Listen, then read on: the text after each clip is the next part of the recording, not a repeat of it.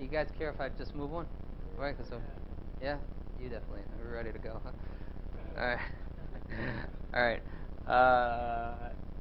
All right. Again, just to talk about the transfer process is extremely important. I said before, you've done all the work through the marketing to get the leads in. You've got the system built up. Here we've made the sale. If you don't pass that sale over to account management well, wow, that guy is out the window. Okay, I think if we're all working with clients, if we all have businesses, how many people sign up for your product and 3 months later they haven't done any kind of deployment? If it's a free product or a paid product. This is a common scenario that happens within SaaS. Okay? We know that our product is good. We know that the client thinks our product is good. That's why they came to the lead and they went through the process and they bought the product. Going from stage 1 to stage 2, from the point of sale to account management or success management, basically we have two, within the office, we have two avenues that can happen. If possible, I take that client immediately on the phone when they make the sale, and I transfer the call over to the success manager or the account manager at the point of sale. If that account manager can start to work on deployment of the product, if that account manager can start to give them some tips right on the spot, that's great. A lot of times what the client's going to say is, they're going to say, I just spent 20 minutes with the sales guy, but then what do? They close a date, they schedule a time. Okay, and it's very important, I think, that the customer feels that very smooth process of transfer. Okay, if there's not an account manager available between 1 and 2, stage 1 and stage 2, and we basically have their calendars open the whole time, right? As soon as you're closing that sale and you're getting that credit card, as soon as you're talking to the person, they're signing up, we immediately open up the calendar for the account managers or success managers, and we see when there's time available. EST, PST, whether it's the east or the west, we want to know when we're going to be able to get that person on call. Obviously, what I'll do is then I'll schedule the call for the account manager. So it's either going to happen immediately and there's going to be direct contact, no break in contact, or we're going to schedule a call. I'm going to send out an invitation. I'm going to wait to get that confirmation from that person. Internally, I can tell you that account management is not responsible if somebody doesn't come. It goes back to the salesperson. The account manager says, listen, I came here at 2 o'clock for the call. I called the client. The client wasn't there. It's the responsibility of the salesperson to follow up. Also, when we talk about going from stage 2 to stage 3, okay, going from account management over to account development, this is a point that's very, very, very important. Account development, for me, they're responsible total for the sale. Okay, what happens to that sale? If they cancel, it's on them. So the relationship between account management and account development, or success management, account development, basically I try to make that as open as possible. I want people that are sitting in the same room. An account manager and an account development and account manager are sitting in the same room, if possible. We use all over our office, we use these boards, these gigantic boards that you write on. And I need to see all the time what they're working on. So basically, account development is listing off 3-6 months ahead of time by month, basically the accounts that they see that there's opportunity for. And they have a weekly meeting with account management. It's something a 3-4 hour meeting. It's a very long meeting, and they're going through each of these accounts. And account development is saying, instead of going back to that client as a salesperson, you know what, Jim, will you call them up and start to talk to them about some of these advanced tools that they could be using? Because Jim, the account manager, he's safe, right? He's not a salesperson. So usually the client doesn't have a problem talking with them. It's when this person gets involved that they have a problem. So if we can make this transfer going from account management to account development very smooth, the customer feels comfortable about it. But again, the intimacy and the connection between the two of them is vital. Yeah. Yeah. Okay, so if we just look, that's why I wrote up here at the top again. So if we look at the stage 2 and stage 3, right? Stage 1, the person signs up, it goes to an account manager. Then it becomes stage 2. What's very important is that stage 2, it's not their job to sell. And it's their job to recognize where there's opportunity. But as soon as I start putting that account manager in the position of taking a credit card or getting a commitment, one is a lot of times personality-wise, not everybody likes to sell. So right.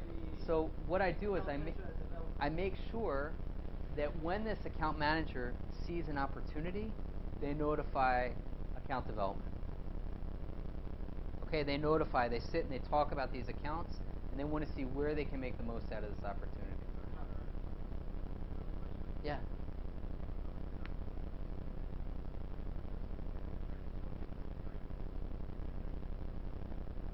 At first, I got to get them up and running. You're saying if I'm past stage 1?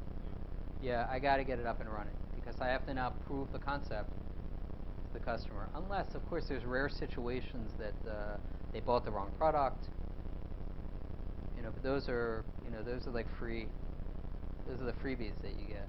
They're great, but I got to get it up on his website. Yeah.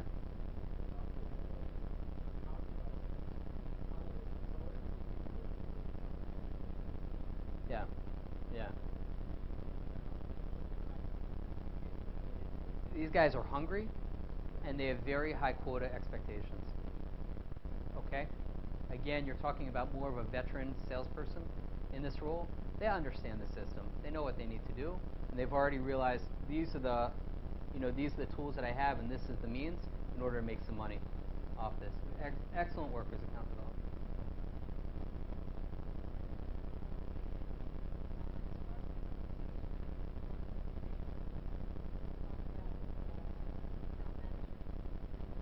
Yeah.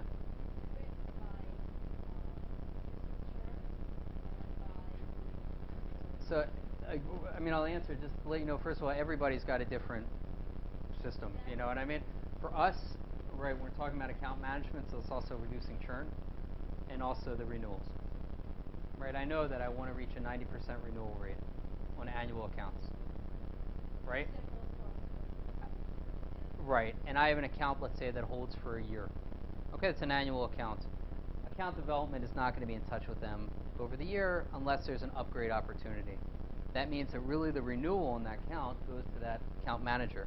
To stay in touch with them, how are you doing, give them some tips, and work on it. And then when that 12-month period comes up, or usually when that 10-month period comes up, because you don't wait until the end, it's a very easy process for account development.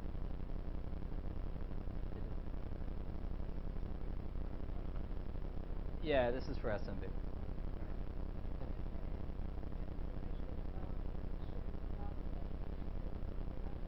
Yeah. Yeah, automated. Right.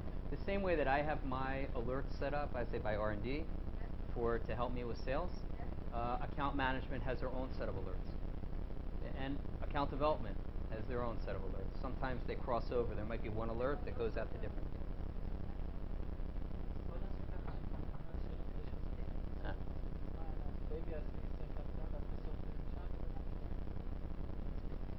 Okay.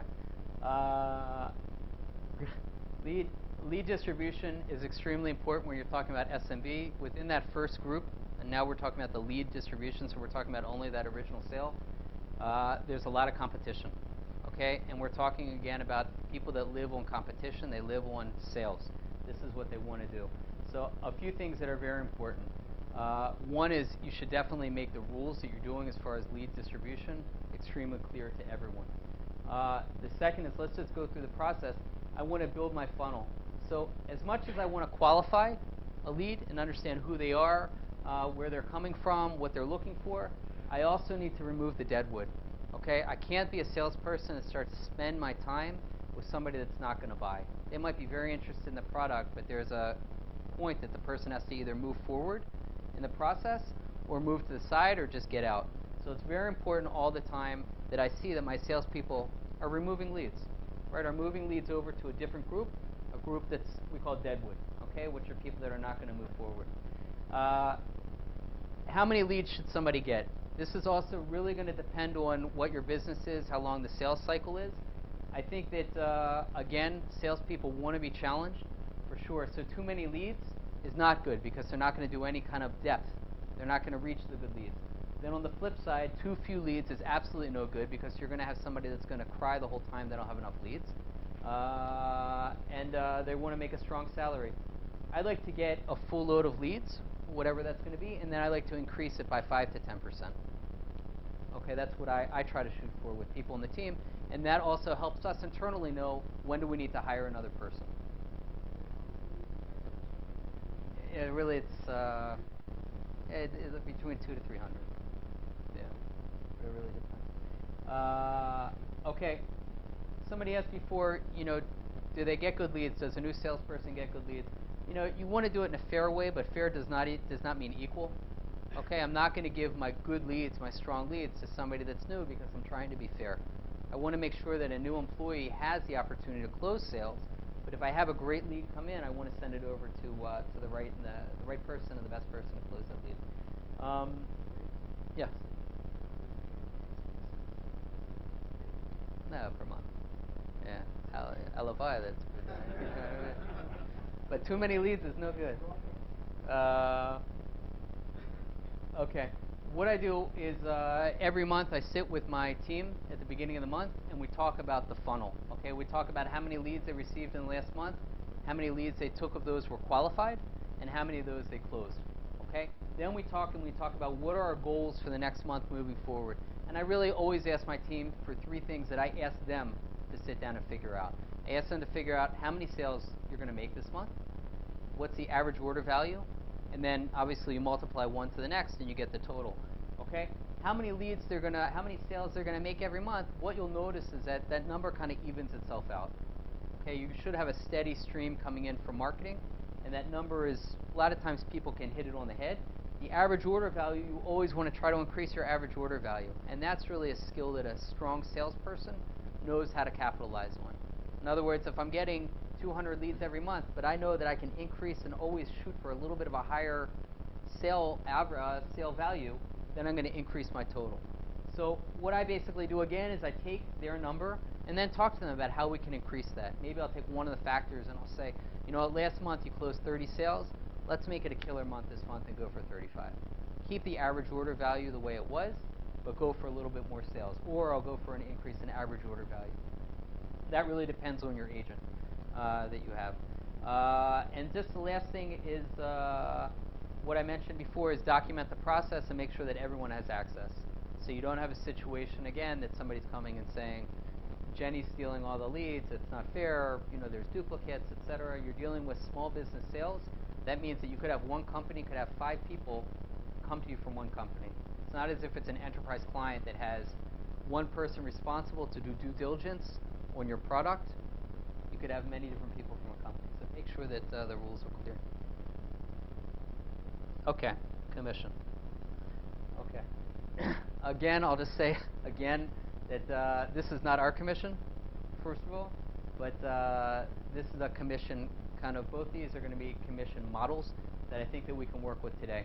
Basically what we do is we talk about 3 tiers of commission. We have a base salary plus commission. Okay, and we have 3 tiers. Tier 1 is going to be selling anything above 25% of quota to 50% of quota. And then here we're talking about the MRR, not the RMR, but the MRR. So we're talking about 35% of what was brought in. For me, I have a serious problem if somebody's past that 4-month period and they're below 25%.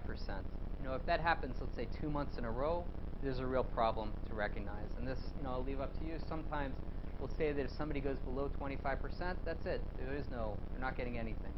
And I think that keeps the team on their toes. On the flip side, again, you're talking about quirky, does that, you guys know that word? Quirk is, strange.